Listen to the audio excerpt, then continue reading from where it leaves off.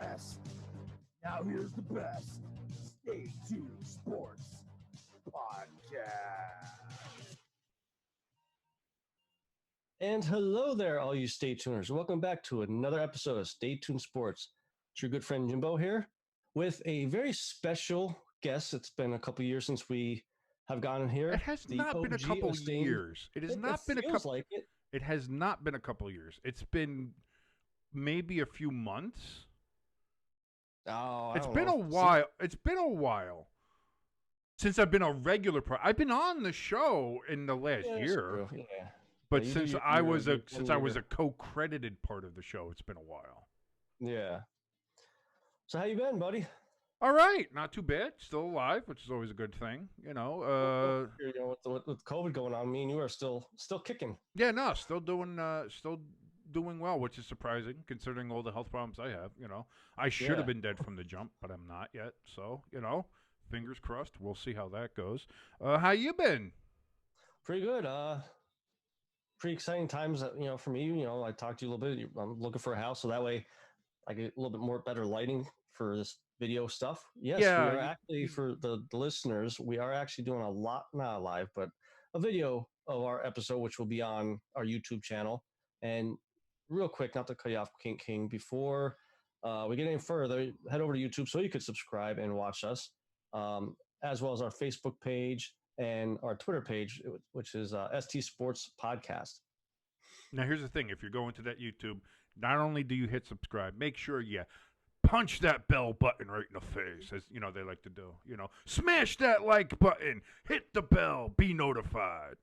Just don't hit it as hard as like Mike Tyson may hit a bare knuckle fighter, because you may break your computer. Here, dude, I'll tell you what. This is as somebody who was I was 8, 9, 10 years old towards the end of the Tyson hype. I was a real little kid when Tyson was at his peak.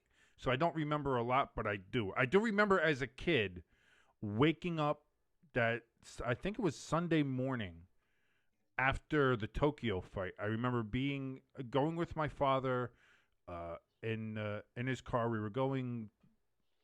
I think we were going shopping. We were getting stuff for Sunday breakfast or whatever. And he turns on the radio, and you hear the news that Mike Tyson lost. And even me as a kid, I'm like, no, Mike Tyson didn't lose. Because not only that, I mean, I'm sure any kids of my age, I'm 38 years old. I'm sure anybody in my age bracket remembers playing Mike Tyson's Punch-Out as a you kid. never could beat him. So Mike Tyson at that point is like a god. He's like a boxing god. He can't be beat. He's got a video game after him. He can't be beat. That's like somebody beating Hulk Hogan for the championship. It doesn't happen. But sure enough, he did. And so but seeing seeing his stuff now is interesting. Have you seen any of his videos? His working out and training videos? When he made the video, the I'm back video, Right. I mean, he still got hands. He still has that quickness. My only concern is, does he still have the speed in the legs, the agility? I mean, the one video that I remember seeing from his, in the past, was him basically almost kissing the ground, ducking underneath punches. Right. 53, 54-year-old man now. I mean, granted, he's tip-top shape. It's going to be tough to move around. All right, but here's the thing. And I mean, yeah, it's good to have that agility too. And again, we don't know what he could be on some of that wonderful hormone therapy and stem cells and stuff that you see in MMA they're not supposed to be on. But let's all be serious. Because you see with some of these guys that they're in their late 30s, early 40s, mid 40s, and still have that. They still have the body of a much younger person. And actually, I was watching, and I'm sure he doesn't need a promotion since he's made $100 million now. But I was watching on Joe Rogan's podcast, and he was discussing about this as well, about how you now are going to have these fighters, whether MMA or boxing or whatever, you're going to have these people who now are going to have the body of somebody who's in their late 20s with the experience of somebody who's been fighting their whole lives. And that's going to be super dangerous. And that's the thing with Mike Tyson is that, I mean, Tyson's dangerous anyway. Yeah. You know, and I think what makes this more interesting, whether you know where he's going to the from what I understand, is that he's going to the bare knuckle fighting championship. Is what? Well, I mean, as of right now, it's not a done deal. But how this all started, I don't know how much of it you followed, but supposedly late last week, I think it was. No, actually earlier last week. Because I did talk about last week. Him and Evander Holyfield were trying to get together to do a Tyson Holyfield 3 match. From what I heard from that is that was never a consideration, and that was just something that was broken out by people talking. But Tyson said that Holyfield was not going to be an opponent of his, and some of his agents came out and said that the Holyfield thing was it seems to be like a media thing. Like people heard that he was coming back, and then people also heard that Evander was training again, and they said, "Oh, they're gonna do Tyson and Holyfield 3 or 4 or whatever, you know, the reckoning, whatever it's gonna be. It's gonna be this big fight." And Tyson's like, "Nah, that's not what's happening." So, because I've seen that too early on, and I'll tell you what, if it was Tyson Evander, I don't know if I would be as excited. Tyson versus some guy from bare knuckle boxing, I would watch. Yeah. Honestly, I'm just worried about his health more if he goes to bare knuckle compared to boxing Holyfield.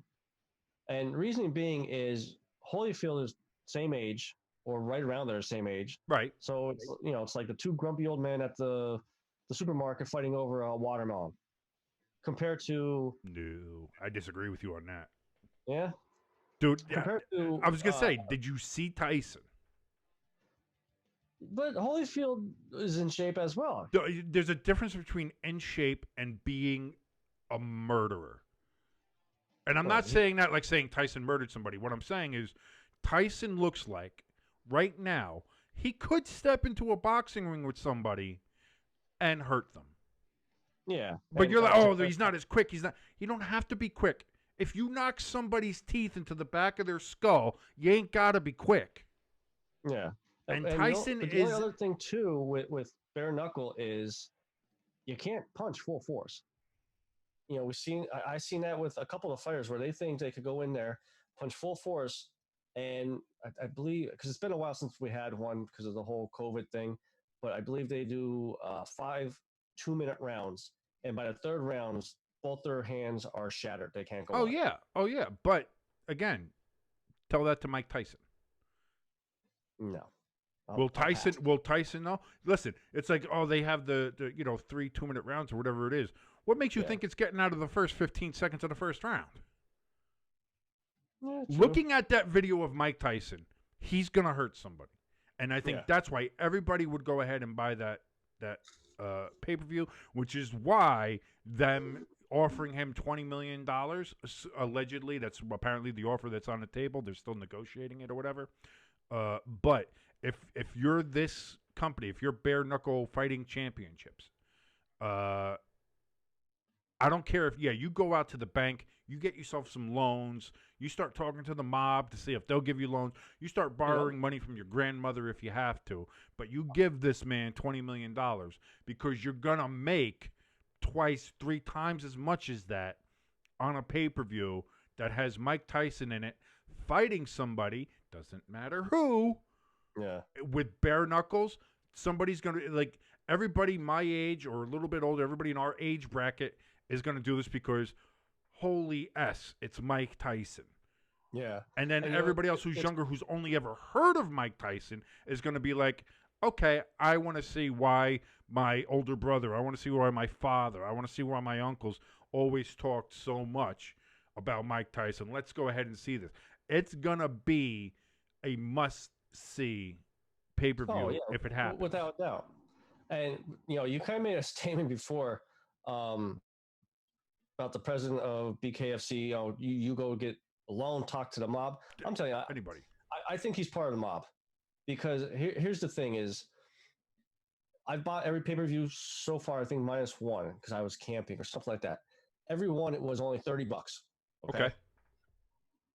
The arenas that they have these events in, 8 to 10,000 seats. They're like arenas, they're like your local armory, like the Kingston Armory there. There is no way this company is making $20 million a year to be able to afford a Tyson. Well, that depends too, because with things like this, with some companies like this, you're starting, like places like this, realize the money isn't in live attendance; it's in pay-per-view numbers. It's in how many people will you get to buy. Now, some of them have made deals, like we saw the one we watched. I thought that was Bare Knuckle, the BKB, is what I remember. They had the cool logo or whatever. And that's the thing. Same thing. It was happening in an armory, but they had an agreement with Fight TV, and their pay-per-views went through Fight TV. Yeah. So they get, not only did they get some pay-per-view revenue, but they also get the revenue. Fight TV, for exclusive rights to have that on through Fight TV, so people can watch that. So that's probably where a lot of that money comes from. So like when you look at it, it's not so much driven like, well, if they're only pulling in 5,000 people, 6,000 people to watch these fights, that's not going to be the make or break. It's how many people do they get at home to buy the pay-per-view. Yeah.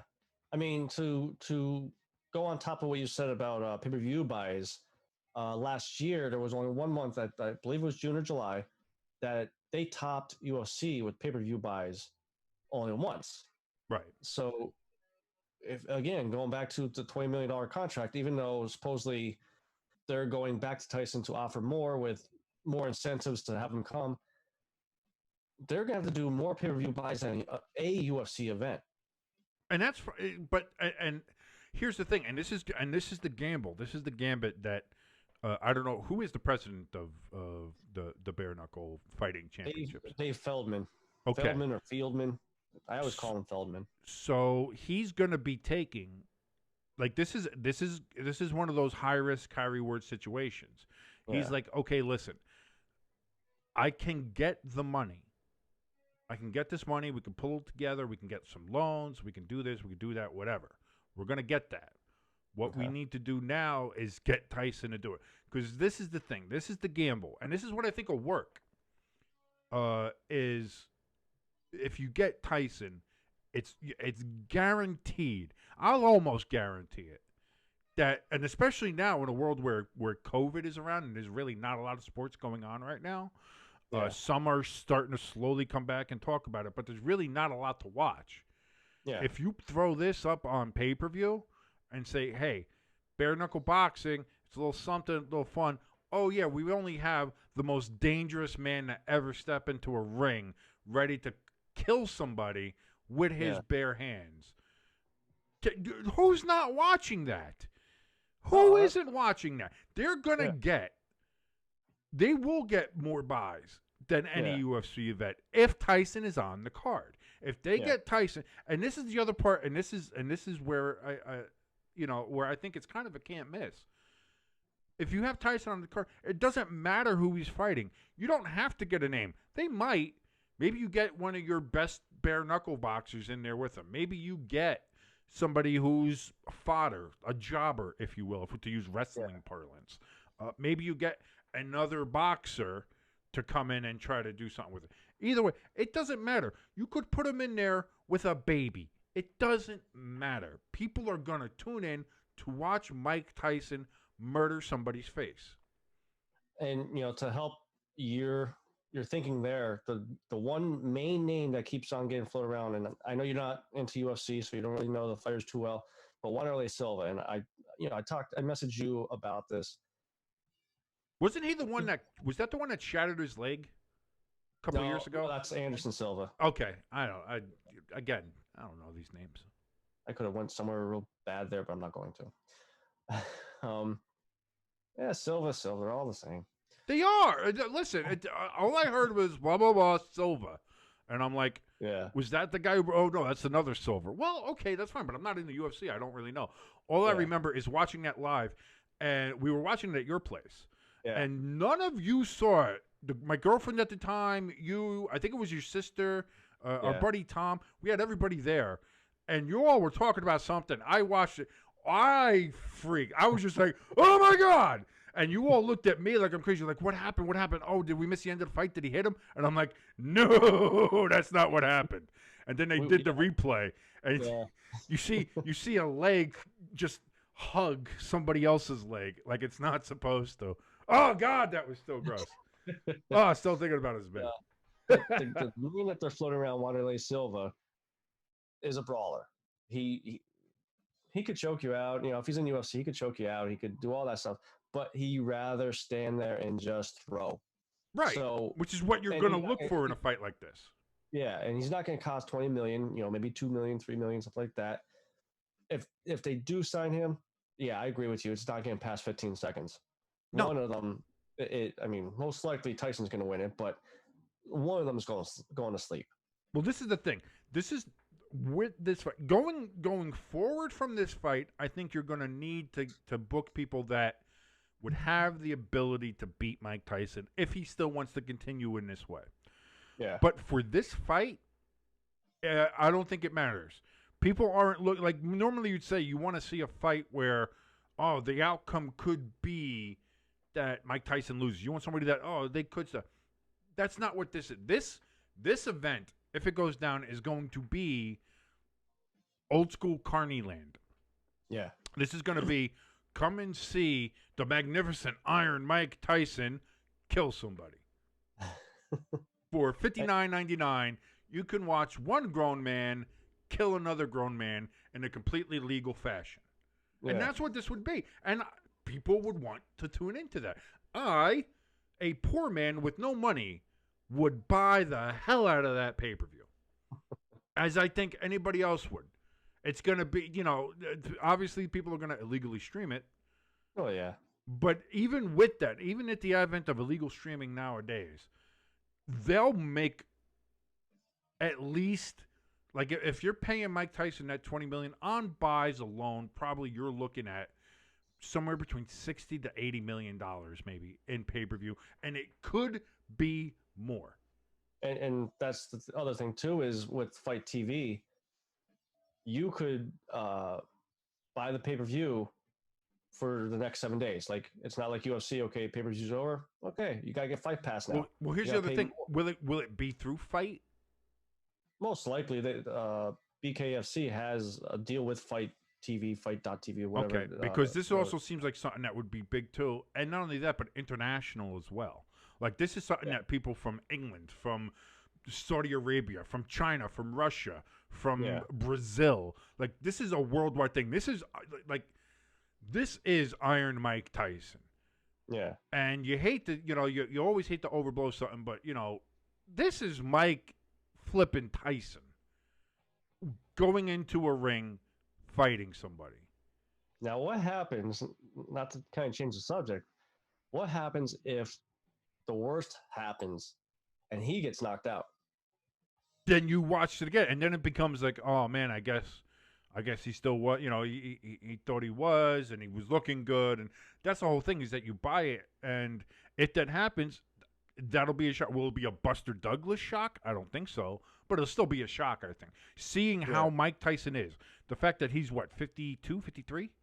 54, I think they said 54. He was. Holy shit, dude! Look at that man! Look at that man! I should post.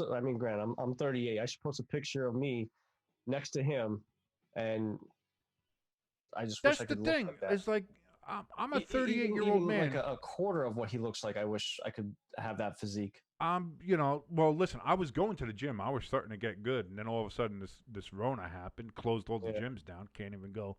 Can't even go to Planet Fitness. Getting my pizza on Mondays. Can't even get that now. My Bagel Tuesdays gone. While I'm doing the list, got to get the gains while you're, Just be like those morons down in Florida protesting open gyms and doing sit-ups outside the gym. Well, listen, this will be a topic for another show, but I don't like. Part of me wants to I want to get back to the gym, which is weird for me to say because I'm a fat bastard. but I want to be able to get out. I want to be able to do stuff again.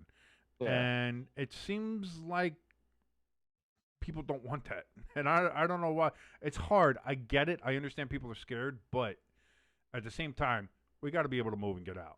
And yeah, so and that's been my motto this whole time was we can't just stop living. And I'm going to die. Listen, right now I'm going to die from eating goddamn ramen more than I am from coronavirus at this point. Yeah. Like I've gained probably 20 pounds. The obesity's going to kill me before corona does.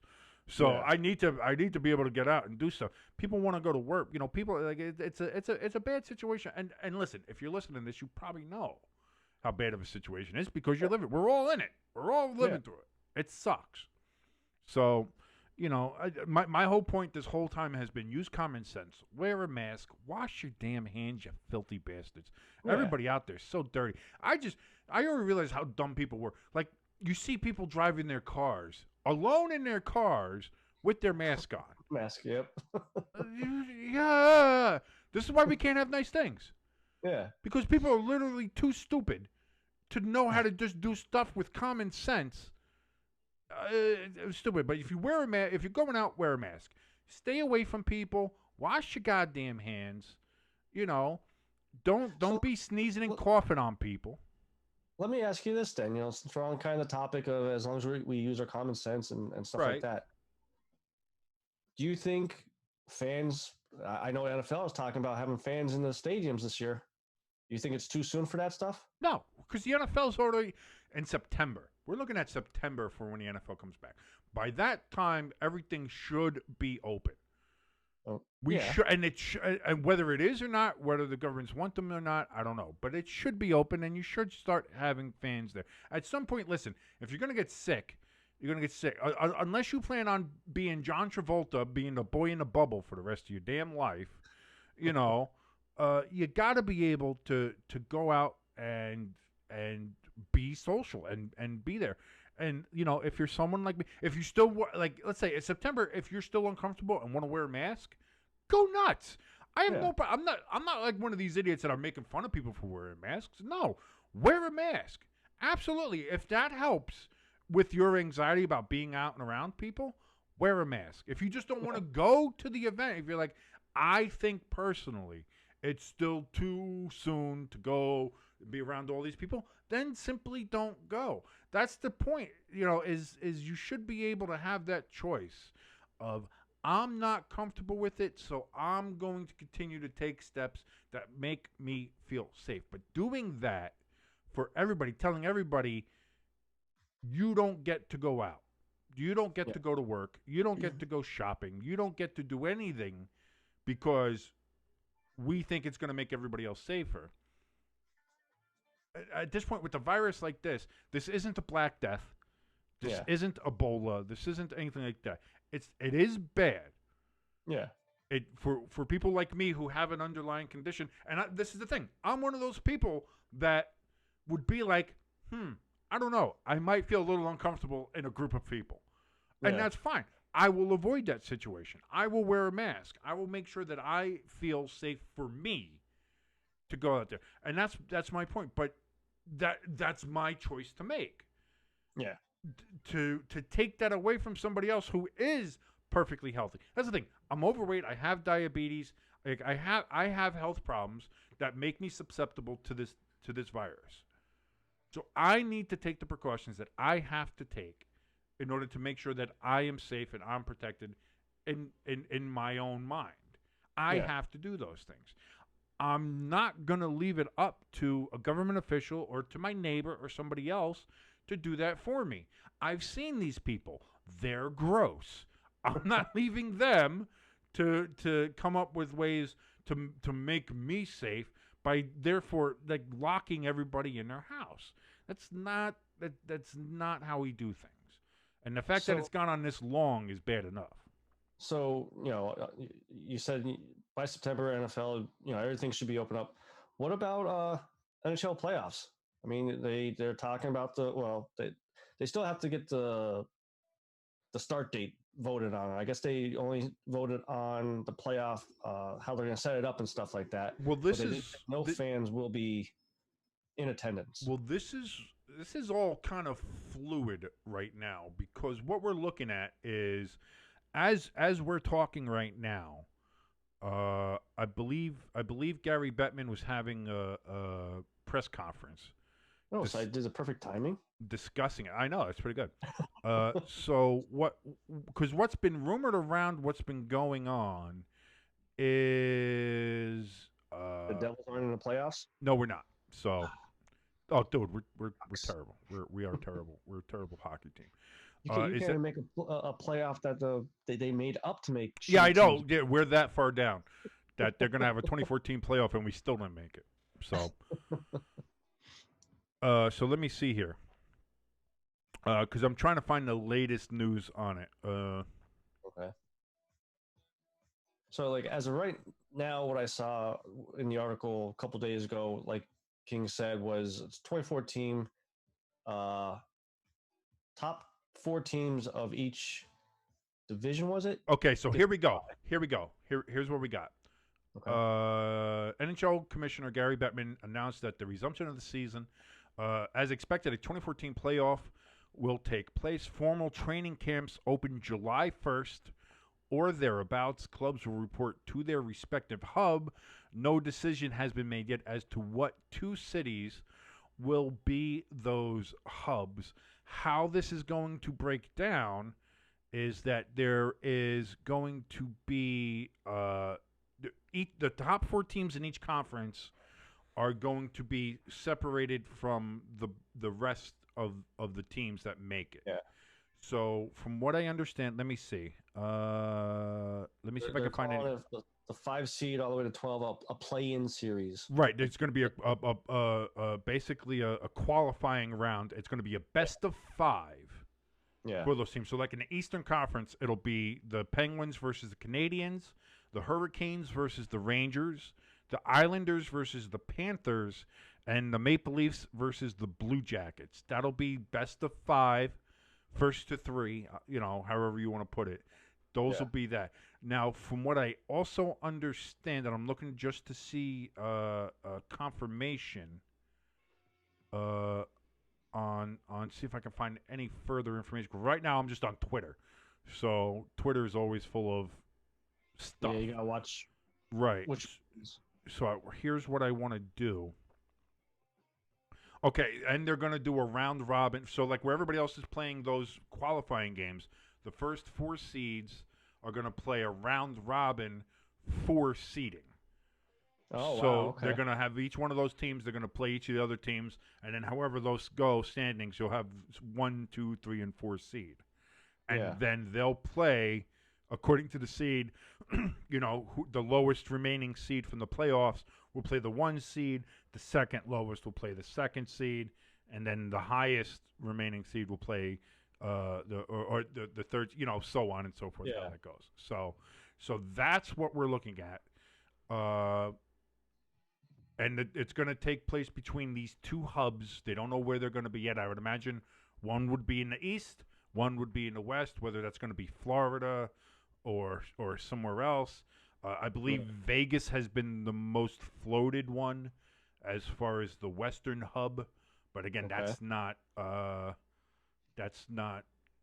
official yet. But when you're talking about the hub cities that they're talking about, they want to make sure that they have an arena. They want to have the practice facilities for these people to take place in, hotels, good transportation so that they can get to and from everywhere. And that's the thing, because basically you're gonna have to take over a hotel or several hotels to keep these hockey teams in, keep them in basic isolation. Yeah. Where they go, how they practice, with who they practice, everything like that. That's all gonna be So that's a lot of news. Breaking news here. Breaking news with all this stuff. But that's actually pretty and you heard it first here at Stay Tuned Sports. Well, I mean, they're hearing it on Thursday, so it's actually 2 days after it actually happened. But we're doing it now. So this is just in the future. This is breaking news taped live before a studio audience. So there we go. Hockey's coming back. Your Flyers are one of the top 4 seeds in the East, so they're going to be part of that round robin. So they could be as high as the number 1 seed, and they could be the 4 seed, but you're in the playoffs, so you're there. That's half the battle. As somebody who has a team in the fight, unlike myself, your thoughts on this basic a Stanley Cup tournament, if you will? Yeah. Honestly, I mean, I've been saying for a while I thought they should have canceled the season. Really? Yes, I'm real worried that you figure, okay, they could be practicing at home and training at home, but they really haven't played a game or practiced with the teammates since March. I'm really worried about how good the product is that they're going to put out there. Well, that's with the hub cities, and whenever they happen.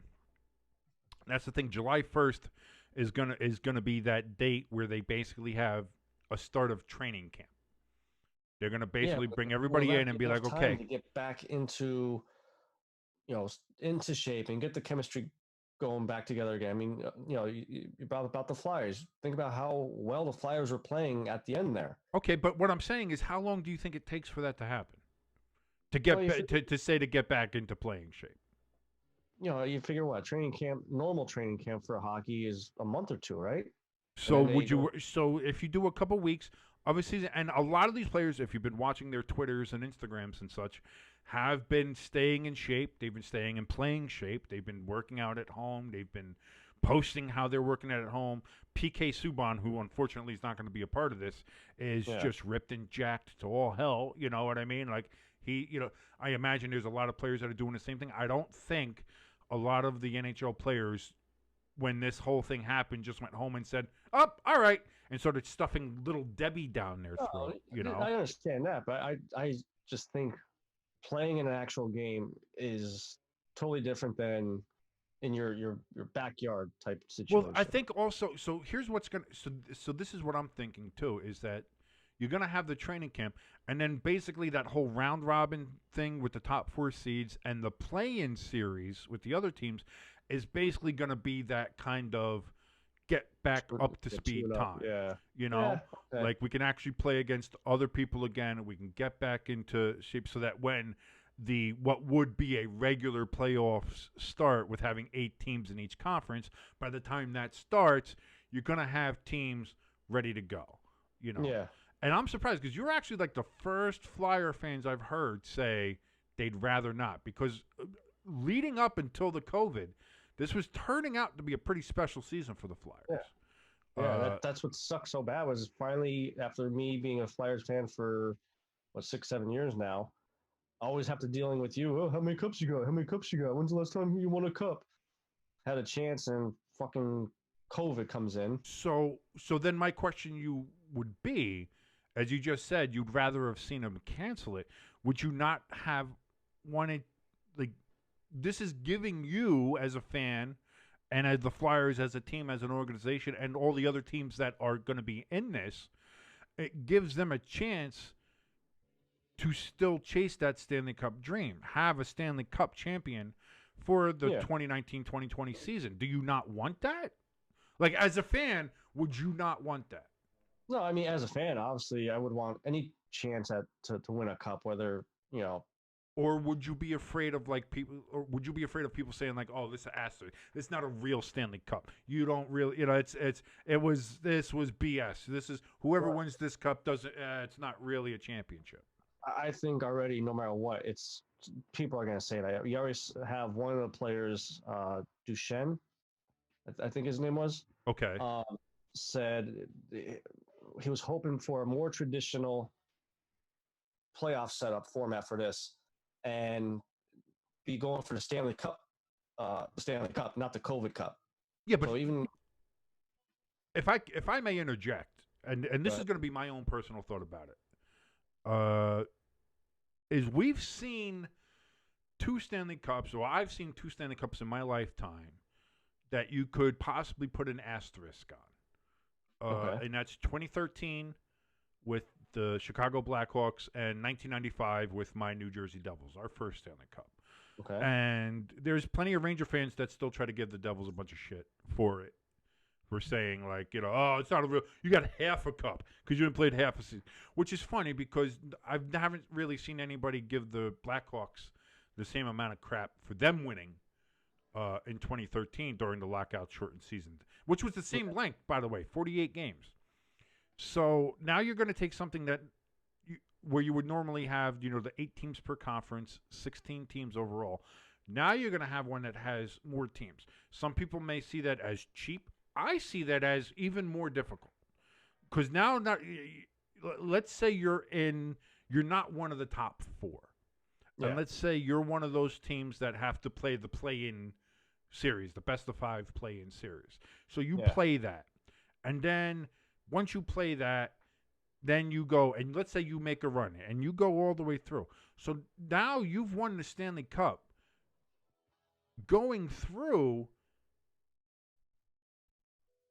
12 teams instead of 8 in your own conference, going through 23 other teams.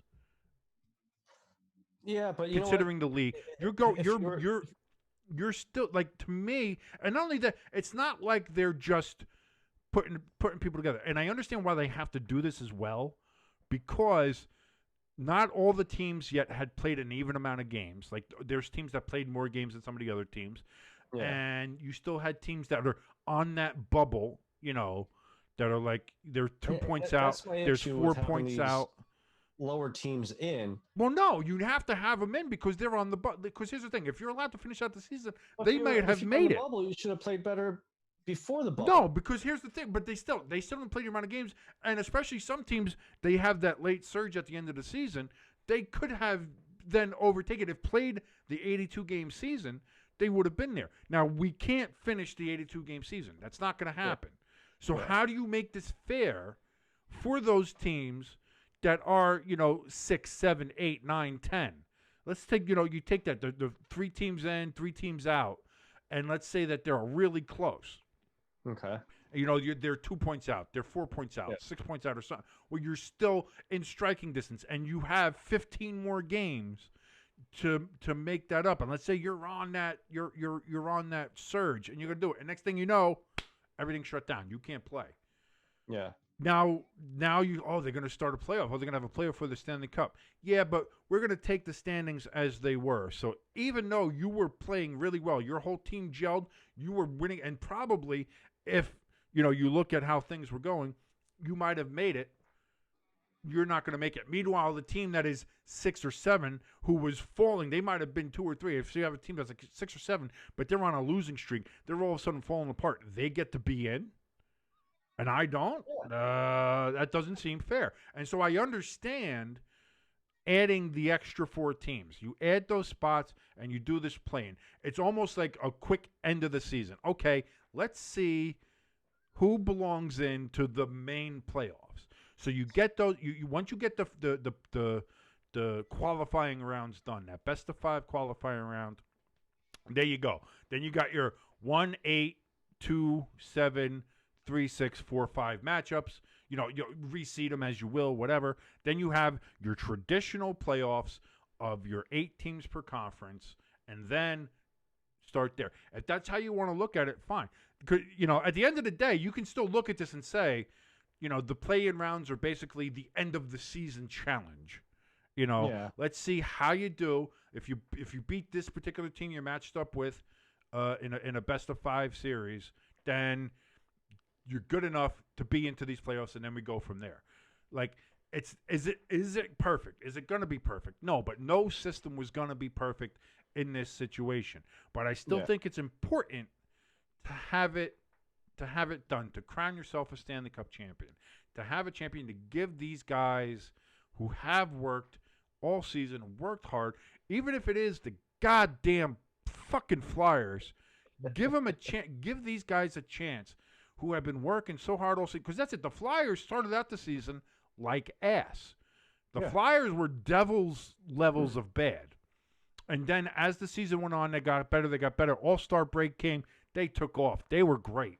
You know what I mean? And they just started to seem to click on all cylinders. And for a team like that, even though they're the Flyers and I hate them, but let's say any other team like that too, that, you know, it seems like, wow, this is something. We got something to then have everybody have no chance. Not even like, you know, you're going to give these guys no chance whatsoever to have a chance to win that cup, to have a chance to say that they're Stanley Cup champions. And I'm sorry, if you win this tournament, you're a Stanley Cup champion. You know, I'm not going to sit there and say that this is an asterisk, this isn't a real championship. If you win this, you win, even if it is the Flyers. Because that's the thing, too, is that having grown up with that Devils 95 championship and having everybody try to take a huge dump on the Devils. Oh, that's not a real one. That's not a real championship. Well, that's fine. We won 2 more anyway. So kiss my ass. But, you know, that was a real Stanley Cup championship. They still had to go through all the teams they went through. They swept the Detroit Red Wings, which should not have happened. The Red Wings were supposed to sweep the Devils. That was the Detroit was good. What's that? Was that the last time Detroit was good? No, they won 4 more cups since then. You know what I mean? It's like that was supposed to be the start of the Red Wings dynasty, and it took 2 more years for them to get to it. Yeah. But my point of my fact of the matter is, if you win this, you're still a champion. I can't see putting an asterisk on this. I can't saying this isn't a real one. And if Duchesne wants to sit there and say it's the COVID Cup or whatever, fine. But then don't play. Then stay home. You know, this is the same thing with everybody else. If you don't like this, if you don't think it's right, if you don't think it's fair, stay home. And that's the same thing that DeBoer, the coach for Vegas, because somebody asked him, like, well, what if the players come to you and say, well, I still don't feel safe playing in this environment? He says, well, it's going to be a short conversation. If you don't feel safe, stay home. Yeah. And that's all you can really do. You know, it's not a bad thing. It's not a good thing. It's not shaming anybody. But, like, if you don't feel safe, don't play. And if you think this is ridiculous, this is a COVID Cup, this is anything, then stay home and don't play. Yeah. But I guarantee you, 99.9% of the players are like, let's lace them up and let's go. Because they want to play hockey and they want a chance to have their name on that cup. And not only that, to have their name on that cup for this season, this is a season, this would be a champion that's, whoever wins is not going to be forgotten for a long time. Yeah. Just because of the unique circumstances, just because of the situation that we're all in. This is going to be one of those, I remember whenever we had COVID, I remember when, blah, blah, blah team won the Stanley Cup. And that was great because that was really the only thing on between golf and, watching NASCAR with no fans. And nobody gives a hell about, Hey. We're NASCAR fans here now. Are we? Every Monday you guys could check out the iRacing Stay Tuned Sports Car. Oh yeah, that's right. Well, listen, video game racing is a lot better than actual racing anyway. So, if I just may say so myself. Yeah, I actually, and we've been friends for 8-9 years now. 2012, wasn't it? The Nordanes it was 2012. It was the fall of 2012 when we started watching. And me, I've never been into NASCAR. I actually, just from watching iRacing and rooting for our car and our guy there, I actually bought a NASCAR video game, NASCAR Heat 4. And now, NASCAR video games are fun as hell. That's fun, especially when you're drunk. So are you advocating drunk driving, Jimbo? Only in video games. Oh God, what a terrible message! The opinions of Jimbo are not those of Stay Tuned Sports or whatever platform we're on, YouTube or whatever, Podbean, iTunes. Oh, it's not iTunes anymore. It's Apple Podcasts. But I must be an angry drunk driver because it gives you friends and rivals for as you race, right? I have probably a 2-to-1 ratio between rivals and friends. I would imagine so. Yeah. Listen, I did that too. I used to play. I loved the NASCAR video games. Yeah. When I played them, I loved it. I thought it was great. I did very well in the modifieds and some of the lower tracks too. I did great in those. But then it comes to watching it. And like the thing, if you're not in a video game and you're not driving and you're not doing any of that stuff, if you're just sitting there watching a bunch of rednecks go around in a circle, it is boring as hell. It is. And I mean, really, the only race that I do tune in for a little bit is the road courses. At least you're making some right turns. So, well, I mean, listen, Dale Earnhardt made a right turn too, but Hey, God cool. needed another driver. If I remembered my boo button here, I would have booed you right out of the picture. I love messing with the rednecks and Dale Earnhardt. I love it. It's one of my favorite things in the world. So before we go, you kind of updated me on the whole Dak Prescott thing. I kind of want to touch on it a little bit here. So a couple of days ago, it came out. Well, Chris Sims, Hall of Fame, not a good quarterback. Hall of Fame, not a good quarterback. Is there one of those? Is there a not good Hall of Fame? Yes, we need to make that the Stay Tuned Sports Hall of Not Very Good Fame. We should, you know what? And not to get off subject, we should make a shirt with that, and on the back list our list who's the first class of the not good Hall of Fame. Oh, that's great. That's $1 million idea right there, brother. We have to do that now. We'll get Ryan Leaf to. Oh wait, he's back in jail. Never mind. Is he? Domestic. No. Yeah. When? About 2 or 3 days ago. No, I gotta look this up. Oh, he was doing so well. That's why I was like, oh, come on, man. He was on all the shows and everything. He was so good. Hold on, I gotta look this up. But go ahead. The Dak Prescott stuff. Let us know about that. I totally blew your mind. So a couple days ago, Chris Sims comes out and said that Dak Prescott turned down a 5-year, $175 million contract because he wants $45 million in that last year. Now, obviously, me being an Eagles fan, I found all the memes. I'm loving the memes. Send them the king. Oh, yeah, you've been all over the memes, yeah. Yeah, and right before we came on to record here, it came out that Chris Sims, much like football, doesn't know shit. Nope, not at all. Because again, I learned all this from watching Pat McAfee, which is great. If you're not watching us, please go watch Pat McAfee because that's some great stuff. I hope he goes to Monday Night Football. They won't put him on there. They should. They should 100% put him on there. But they won't. Chris Sims and everybody else came out, when Chris Sims came out with this, all the rest of the insiders, like Schefter, Ian Rappaport was another one. All these guys came out, and because this is the point too. If somebody who's not normally an insider, and Chris Sims isn't, he's just on Pro Football Talk with Florio, who's another goon. He's another. Yeah. He tried to single-handedly destroy the XFL, and I'm sure he just is jacking himself because it's not coming back. Although it might. He might be buying it. Vince said he's not, but the good thing about that is about 20 other people have listed themselves as wanting to buy it, and all of them have said they want a 2021 return.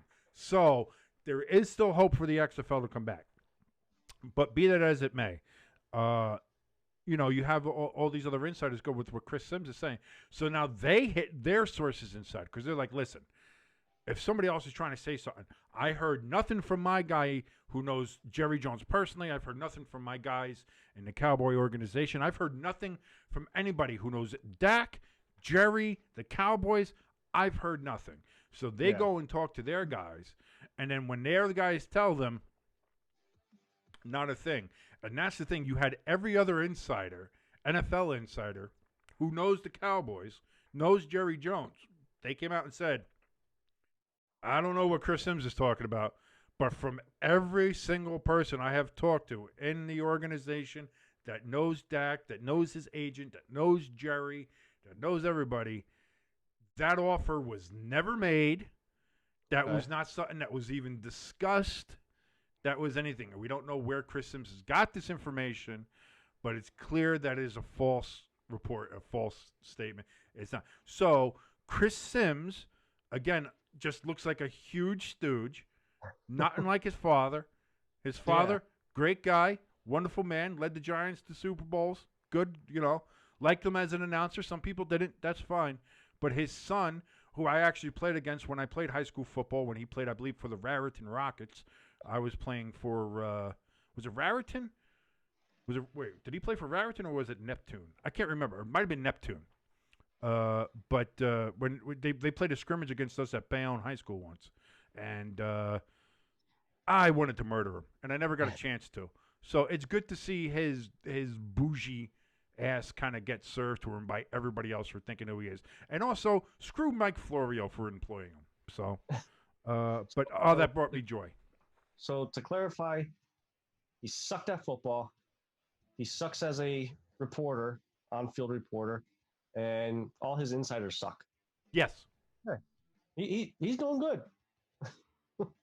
Listen, he's getting paid, so I guess I can't argue with it. He's getting paid to be terrible at his job. I wish I could do it. I wish I could get a job, be that bad at it, and still get paid. He's like Chris Sims is the weatherman of football analysts and reporters, because he's never right. His analysis and did you see who he had listed as like his 10 best NFL quarterbacks? Like a couple months ago, and just how insane that was. Like, what the hell is he thinking? like that. I don't think he had Drew Brees on his list or something. Like, it was. It was. He had like Drew Brees like 9, but Prescott like 4. Yeah. He had somebody like way above Drew. So what are you doing? Chris Sims doesn't know dick about dick. That's the bottom line. And the fact of the matter is, like, he's the weatherman of football analysts. He gets nothing right. He doesn't know anything, but he still gets paid a ridiculous amount of money because his last name is Sims. Yeah. Like, do you remember his NFL career? I fucking don't. I think he actually even played for Philly and got beat out by a third-string quarterback. I don't know. Was he in Tennessee for a while or something? I don't know. I remember he went to Texas and he was garbage. Yeah. It was garbage in Texas. Obviously, he was garbage whenever he tried to hit the NFL, because I don't think he ever started a damn game. No, maybe 1 or 2, but that was it. When Tim Tebow has a better NFL career than you do, and they railroaded Tebow out of the league, how bad are you? You suck. Why are we listening to Chris Sims talk about anything? Yeah. Anything. Nothing he says is right. I would rather listen. At least Collinsworth knows what the hell he's talking about. What does Chris Sims know? Chris Sims doesn't know anything. He never knew anything. If he knew anything, he might still be playing in the league. And he wouldn't be Mike Florio's little bitch on Pro Football Talk. How about that, Chris Sims? Stop talking. When I'm nobody, can sit here and make more sense than you, when Jimbo, who can't talk, can make more sense than you. Hey. Sorry, buddy. I love you. Yeah. No, it's true. It's true. But it's true. Like, what does Chris Sims know? He doesn't know anything. He's not an insider. He's not he has no in-depth, analytic ability when it comes to the game. He holds as much weight in what he says about pro football that I do. He does. And that's a simple fact, or as anybody does. And there's plenty of football podcasters and other people out there that have more credibility than Chris Sims does. But meanwhile, he's making a boatload of money, and he's all over NBC and NBCSN and Mike Florio's jock. Because he's Chris Sims. I don't know. Did Mike Florio have a crush on Phil, and now he's just trying to bang Chris on the side? That's why he's around? He looks like a twink sub anyway. Chris Sims. What a joke. What a joke of an NFL analyst. It's been a while since you got fired up on the show. Yeah, I wasn't expecting it. I know we were going to talk about it. I wasn't expecting it. But all of a sudden, as we're talking about it, and I sat there and I think about it, I was like, who the F is Chris Sims? Who are you? You're nobody. You're just like me. You're a nobody. He's a nobody who's got a lot of money because his dad was a somebody, and he gets paid for his last name, and it sucks. But that's just the way life is sometimes. It's not fair. It's less fair than the NHL playoffs are going to be. It's not fair. But it's what we have to deal with. So Remember, that's my joy. My joy comes from reminding Chris Sims, and he'll never see this, but that's fine. Even if he does. If we tag him, just like Chris Sims, listen. Personally, I'm sure he's a great guy. Yeah. If he's a husband, father, I'm not sure. I don't know. I don't know the guy's life. If he is, I'm sure he's a great dad. I'm sure he's a great husband. I'm sure he's a good friend to all the people that he knows. But as a football analyst, he's donkey dick. He's as much of a football analyst as me or you are, and that's simply the bottom line of it. He's not good at what he does. He tried to swim in the big boy pool, and he got kicked out because he didn't know what the fuck he was doing. And that's the thing. If you're going to come at Schefter, if you're going to come for Shefty's spot, you had better come to kill him, because Shefty will knock you back down into the kiddie pool. And that's exactly what happened. Chris Sims got knocked back into the 3-foot kiddie pool. You stay there, son, and let the big boys handle the big boy news, who actually know what they're talking about, who actually have sources, who actually have inside information, not you. Well, then, that may be the show, and you may never hear us again because Chris Sims may sue us for defamation or something. He'll cry on Twitter. He'll put like, "This is online bullying. This is terrible. You can't do that." And listen, I'm not bullying the guy. Like I said, I'm sure he's a great guy. Personally, on a great level, I'm sure he's a fantastic, wonderful person. But he can't analyze football out of a wet paper fucking bag. He can't. He like I said, he's on par with me and you, and we suck. So I'm sure that's a great advertisement for Stay Tuned Sports. But listen, when we started this all those years ago, before I left, and you had Shoulders come on, or Bert, whatever he's calling himself now, I have no idea. Yeah, but anyway, before all that happened, the whole point of the show was that it was just two guys at a bar talking sport, talking football. That's what we were. And that's what it is. That's the level of our analytic ability. We're two drunks talking about football. And making very good phrases like wet, muddy ass. That's still one of the best things you ever said. Now there's a wet, muddy ass. As the bar is dead silent. Yeah. But, yeah, so I think that's going to be it for this week. Maybe, we'll see how your schedule goes next week. Maybe if you want to. Well, listen, COVID's going on, so I'm not doing nothing. So before we go, head over to Twitter, follow us. Well, follow the show there at ST Sports Podcast. King? You can follow me. It's on the screen, too, if you look at it. But in case you are illiterate or drunk, which is a case either way, that is at King of Skunk Duck. That is at King, like a king, of Skunk Duck, like the two animals, King of Skunk Duck. But head over there. He has a lot of cool shirts on there. And after we get off the show here, maybe me and him will throw some ideas about the possible, what do we call it? The worst NFL? The Stay Tuned Sports Hall of what is it? Very Bad Hall of Fame? Was it the Hall of Very Bad? The Very Bad Hall of Fame? Yeah. Absolute awful. I don't know. We'll go. See, this is what I mean. We can't remember what we said 10 minutes ago. We're still better than Chris Sims. Still better. All right, so till next week, this is your good friend Jimbo. And King. I guess. If we see you next week. If I see you, I don't know. I have no idea what's going on. But if we do, I'll see you then. See you later, guys.